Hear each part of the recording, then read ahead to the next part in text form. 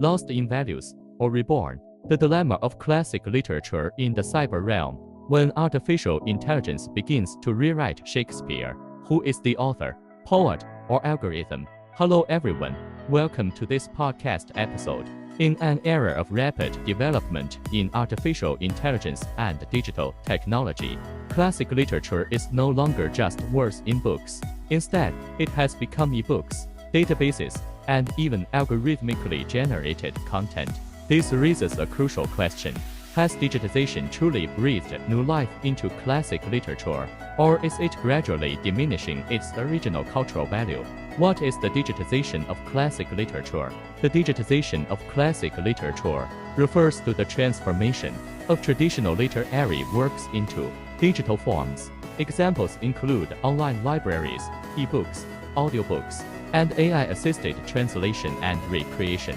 This approach enhances the preservation and accessibility of works to allow more people, especially the younger generation, to access literary classics.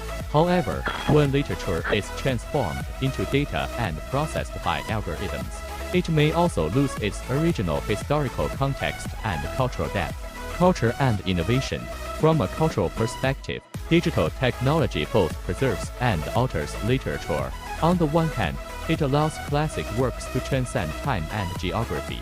On the other hand, digital adaptations and abstracts often simplify complex narratives.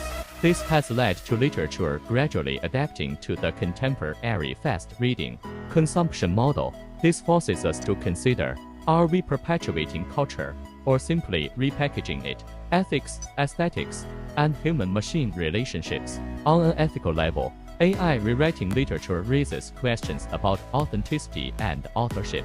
Machines can mimic style, but they cannot truly understand emotion and cultural memory. On an aesthetic level, the allure of classic literature stems from the ambiguity of language and the tension of emotion, while algorithms rely on patterns and probabilities. Therefore, technology should not replace humanity, but rather serve as a tool. Humanity still needs to act as interpreters, guides, and guardians of values. In conclusion, so is classic literature lost in its values, or is it being reborn in the cyber world? The answer depends on how humanity uses technology. When technology is used responsibly, it can make classic literature a true digital cultural heritage. But without human thought and intervention, literature may become soulless data. Technology can preserve words, but only humanity can preserve meaning.